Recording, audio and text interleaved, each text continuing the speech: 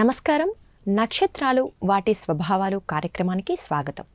ఈరోజు నక్షత్రాలు వాటి స్వభావాలు కార్యక్రమంలో పూర్వాషాఢ నక్షత్రం గురించి వివరించడానికి మనతో పాటు ఉన్నారు బ్రహ్మశ్రీ చెల్లా శ్రీనివాస శర్మ గారు, ఆస్థాన సిద్ధాంతి, శ్రీ దుర్గా మల్లేశ్వర స్వామివార్ల దేవస్థానం, ఇంద్రకీలాద్రి, విజయవాడ. నమస్కారం గురుగారు. నమస్కారం అమ్మ. ఈరోజు పూర్వాషాఢ నక్షత్రం గురించి తెలియజేస్తారా సిద్ధాంతి గారు? తప్పనిసరిగా. పూర్వాషాఢ నక్షత్రం, ఈ నక్షత్రానికి అధిపతి శుక్రుడు. 2 తారలతో కూడుకున్నటువంటి సమిష్టి అంటే ద్వంద్వాకృతి కలిగినటువంటి ఆకారంలో ఉంటుంది ఆకాశం. ఈ నక్షత్రము తెలుపు రంగులో కలిగి ఉండి మనిషి గణానికి చెందినటువంటి నక్షత్రము. నాడి, మధ్యనాడి, మనకి ఆదినాడి, మధ్యనాడి, అంత్యనాడి అని ఉన్నాయి. వీటిలో మధ్యనాడికి చెందినటువంటి నక్షత్రము. ఇక యోని పొంతన చూసుకున్నట్లయితే వానరం, స్త్రీ నక్షత్రము. ఈ నక్షత్రం వచ్చేసరికల్లా వీరు జనరల్గా వాయుమండలానికి సంబంధించినటువంటి, మనకి మండలాలు కొన్ని పేర్లు ఉన్నాయి, వాటిలో ఇది వాయుమండలానికి సంబంధించినటువంటి నక్షత్రము, స్త్రీ నక్షత్రము. ఇక ఈ నక్షత్రంలో పుట్టినటువంటి వారి యొక్క లక్షణాలు తెలుసుకుందాం. ఈ నక్షత్రంలో జన్మించినటువంటి వారు సమదేహాన్ని కలిగి ఉంటారు. మిశ్రమ వర్ణము, అటు ఎరుపు కాదు అటు నలుపు కాదు, చామచాయలా ఉంటారు. మిశ్రమ వర్ణాన్ని కలిగి ఉంటారు. చక్కని ముఖము కలిగి ఉంటుంది. గుండ్రటి ముఖము, చెక్కిళ్ళు సమముగా ఉంటాయి. నుదురు చక్కగా ఉంటుంది. సన్నని కనుబొమ్మలు ఉంటాయి చక్కగా. తిన్నని ముక్కు, వెడల్పు కలిగినటువంటి ఛాతి కలిగి ఉంటారు. కొంచెం లావు కలిగినటువంటి పెదాలు కలిగి ఉంటారు. సౌష్ఠవాన్ని, అవయవ సౌష్ఠవం బాగా కలిగి ఉంటారు వీరు. అట్లానే విలువైనటువంటి వస్త్రహారాలను ఉపయోగించేటువంటి వారుగా ఉంటారు. గంభీరమైనటువంటి మనసు కలిగి ఉంటారు. నిర్మలమైనటువంటి మనస్తత్వం, ప్రేమాభిమానం కలిగిన ఉంటారు. పెద్దల ఎడల వినయము, సంస్కారాన్ని కలిగినటువంటి వారే ఉంటారు వీరు. వీరిని ఎవరైనా సరే నమ్మినట్లయితే పరోపకార బుద్ధి బాగా చక్కగా ఉన్నది. ఇతరులకి, వారికి లేకుండా కూడా ఇతరులకి దానం చేసేటటువంటి తత్వాన్ని, స్వభావాన్ని కలిగి ఉంటారు ఈ నక్షత్ర జాతకులు. సర్వస్వం కూడా ధారపోయేటటువంటి సిద్ధంగా ఉంటారు. ఏదైనా అమితంగా వారి యందు ఎవరైతే ప్రేమ కలిగి ఉంటారో అటువంటి వారికి వారు ఏదడిగినా కూడా వారికి ఆ ధనాన్ని, వారికి వచ్చిన కష్టాన్ని తీర్చడంలో కూడా ముందుగా ఉంటారు వీరు. ఈ నక్షత్రానికి సంబంధించినటువంటి లక్షణాలు కలిగినటువంటి దానగుణం ఎక్కువగా ఉంటుంది. ఎక్కువగా ఉంటుంది. దానగుణం ఎక్కువగా ఉంటుంది. అలంకార ప్రియులు. అట్లానే వీరికి కొంచెం తొందరపాటు కలుగుతూ ఉంటుంది. ఎక్కువ కొంచెం తొందరపాటు కనుక తగ్గించుకున్నట్లయితే బాగా ఉంటుంది వీరికి. ఈ నక్షత్రంలో పుట్టిన వారికి తల్లి యొక్క లక్షణాలు, గుణాలు ఎక్కువగా సంక్రమించే అవకాశం ఉన్నది. సహజంగా తండ్రి లక్షణాలు వస్తూ ఉంటాయి కొంతమందికి. ఈ నక్షత్రంలో వారికి మాత్రం తల్లికి సంబంధించినటువంటి లక్షణాలని సంక్రమించే అవకాశం ఎక్కువగా ఉన్నాయి ఈ నక్షత్రంలో పుట్టినటువంటి వారికి. ఆధ్యాత్మిక చింత ఎక్కువగా ఉంటుంది. భక్తిభావం ఎక్కువ. దైవ పూజలు, ఆరాధనలు అంటే వీరికి చాలా ఇష్టము. భగవంతుడి యందు భక్తిభావాన్ని ఎక్కువగా చూపేటటువంటి తత్వాన్ని కలిగి ఉంటారు వీరు. కళాభిమానులు. రెండోది కళలకారకుడు శుక్రుడు. అంటే ఈ నక్షత్రానికి, పూర్వాషాఢ నక్షత్రానికి అధిపతి శుక్రుడు కళల కారకుడు. కాబట్టి ఇటువంటి కళల యందు ప్రేమ కలిగి ఉంటారు. కళలు అంటే యాక్టింగ్, సంగీతము, యాంకరింగ్ చేయటం అంటే సంగీతము, నృత్యము, ఇవన్నీ కూడా రకరకాల కవిత్వము, ఇటువంటి కళల్లో నైపుణ్యం చెందేటటువంటి వారు లక్షణాలు ఉంటాయి ఇందులో పుట్టినటువంటి వారికి అద్భుత ఆ విద్యలన్నీ కూడా, వాటిలో ఏదో ఒక విద్యని అభ్యసించేటువంటి వారు ఉంటారు. వీరికి 18 సంవత్సరాల వయసులో, 24వ సంవత్సరం వయసులో కానీ, లేదా 29వ సంవత్సరంలో వయసులో కానీ వివాహం అయ్యేటటువంటి సంవత్సరాలు అవి. ఆయా సంవత్సరాల్లో వారికి వివాహం అయ్యేటటువంటి యోగము ఉన్నది ఈ నక్షత్ర జాతులకి.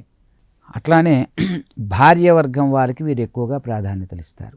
పురుషులైతే. స్త్రీలైతే భర్త వర్గం వారికి అంటే యాక్టివిటీ వైపు వాళ్ళకి ఎక్కువ ప్రాధాన్యత ఇస్తారు. ఎక్కడైతే జన్మించామో జన్మించిన వారి కంటే కూడా మనము ఎక్కడైతే ఎవరింటికైతే వెళ్ళామో ఆ ఇంటికి జీవిత భాగస్వామిగా వారికి ప్రాధాన్యత ఇచ్చేటువంటి తత్వం కలిగినటువంటి వారే ఉంటారు, లక్షణాలని కలిగి ఉంటారు.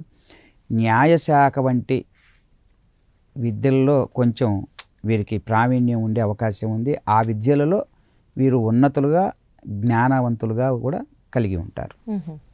అఖండ కీర్తి, రాజయోగం, మంచి చక్కటి కీర్తి లభిస్తుంది. ఆ గౌరవ ప్రతిష్టలు, మర్యాదలు చక్కగా గౌరవంగా పొందుతారు సమాజంలో. ఆరోగ్యం సామాన్యంగా ఉంటుంది. అప్పుడప్పుడు కొంచెం నీరసతత్వం అనేది, అలసట పోవటం అనేది జరుగుతుంది. అదేమి వ్యాధి జబ్బు కాదు, కానీ శరీర తత్వం అలాంటిది. తొందరగా అలసిపోతారు. కొంతమందికి ఒక 100 అడుగులనే నీరసం, చెమటలు వస్తాయి. ఆరోగ్యం బాగానే ఉంటుంది. కొంతమందికి 1 కిలోమీటర్ నడిచినా కూడా చెమటలు పోయావు. అట్లా తత్వం, శరీర తత్వం అది, అంతేగాని అవేమీ వ్యాధి కాదు. అదేవిధంగా సమాజంలో వీరు ఏ ఆశయాలని అనుకుంటారో వాళ్ళ ఆశయాలకి నెరవేరుస్తారు.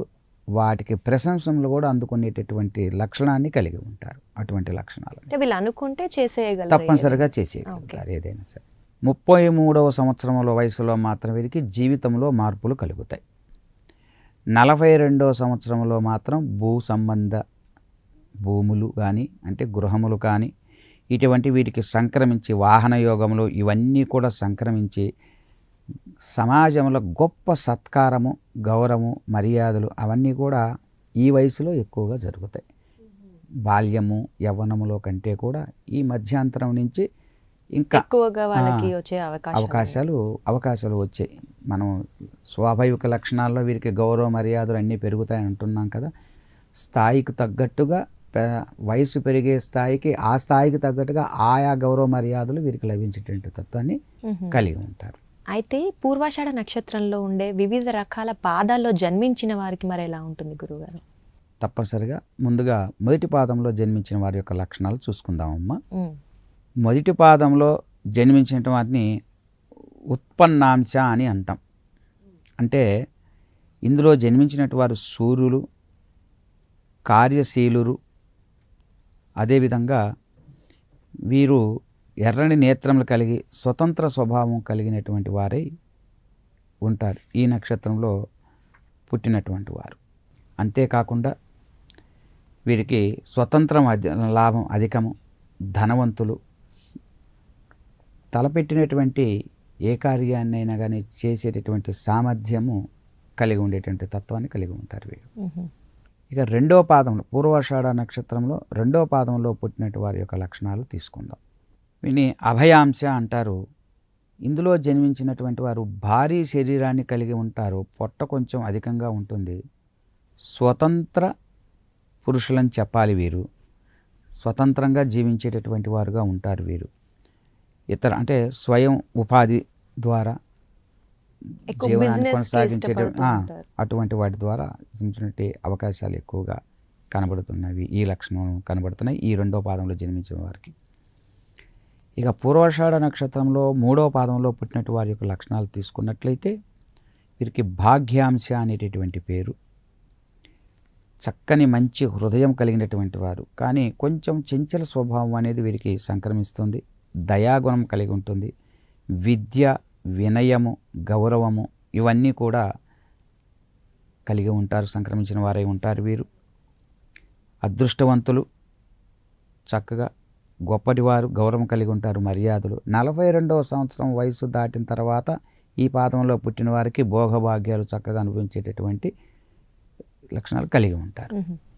ఇక 4వ పాదంలో పుట్టినటువంటి వారు తీసుకున్నట్టయితే ఉగ్రాంశ అంటారు.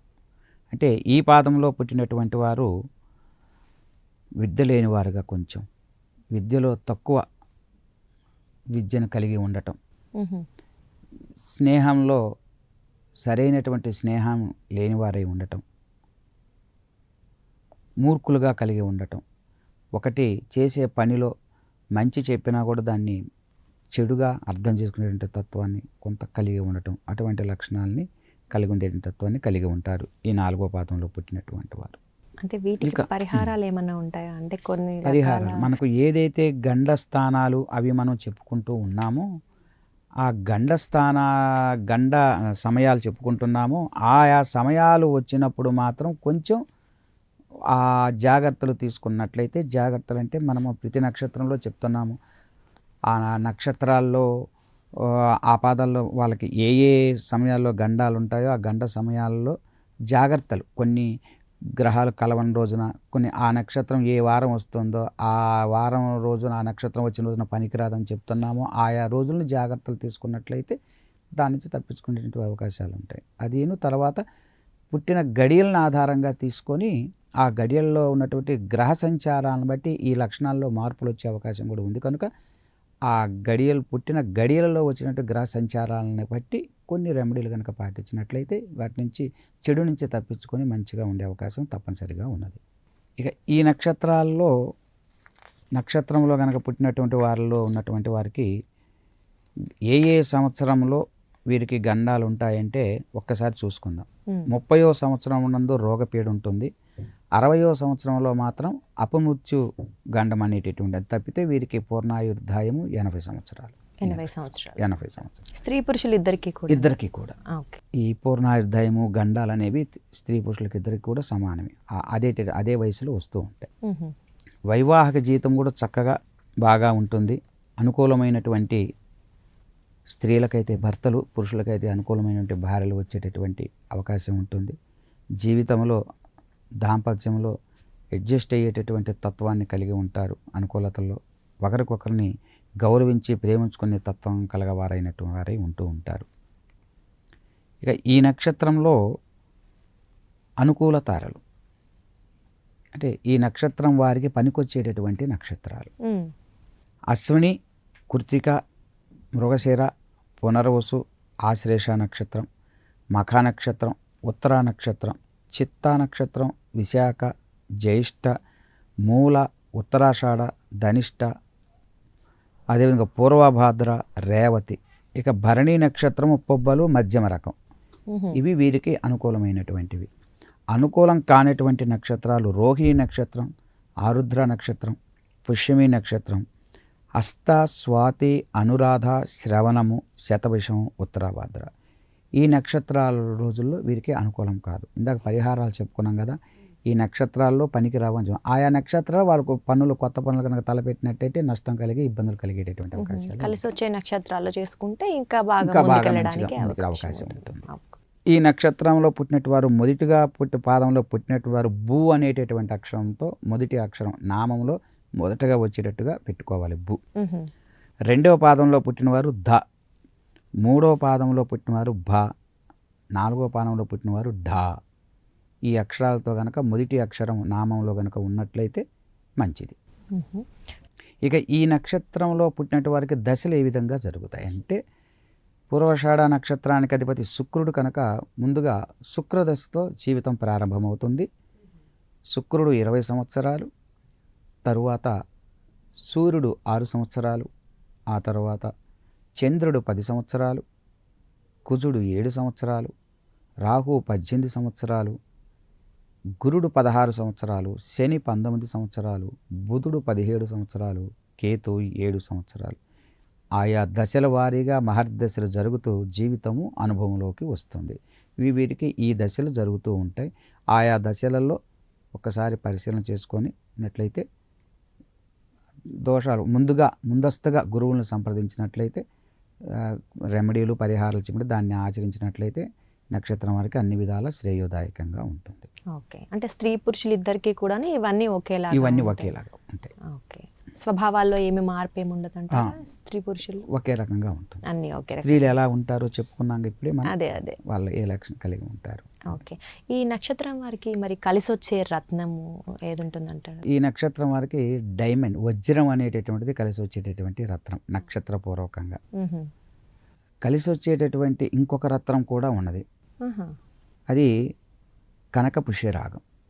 అంటే ధనుసు రాశికి చెందినటువంటి నక్షత్రం కనుక వీరు కనకపుష్య రాగం కానీ లేదా రాసిన రత్నం నక్షత్ర రత్నం వచ్చేకల్లా వజ్రం కానీ ధరించినట్లయితే శ్రేయోదాయకం. అయితే ఈ 2 రత్నాలలో ఏ రత్నం ధరించాలనేది చెప్పాలి అంటే తప్పనిసరిగా వీరు జాతకంలో పుట్టిన గడియలని ఆధారంగా తీసుకొని ఆయా సమయాల్లో ఉన్నటువంటి గ్రహ స్థితిగతులని బట్టి మళ్ళా ఈ రెండిట్లో ఏది ప్రాశస్త్యము, ఏది ధరిస్తే శ్రేయోదాయకం అనేది అది గురువుల వద్ద చూస్తే కొంచెం కన్ఫర్మేషన్ చేసుకోవచ్చు. ఓకే, వీళ్ళకి కలిసి వచ్చే లక్కీ నెంబర్స్ కానీ అలాంటివి ఏమైనా ఉంటాయి? లక్కీ నెంబర్ పూర్వాషాఢ నక్షత్రం వారికి వచ్చేసరికల్లా వీరికి అదృష్ట తేదీలు వచ్చేసరికల్లా 3 అనేటటువంటిది అదృష్టం.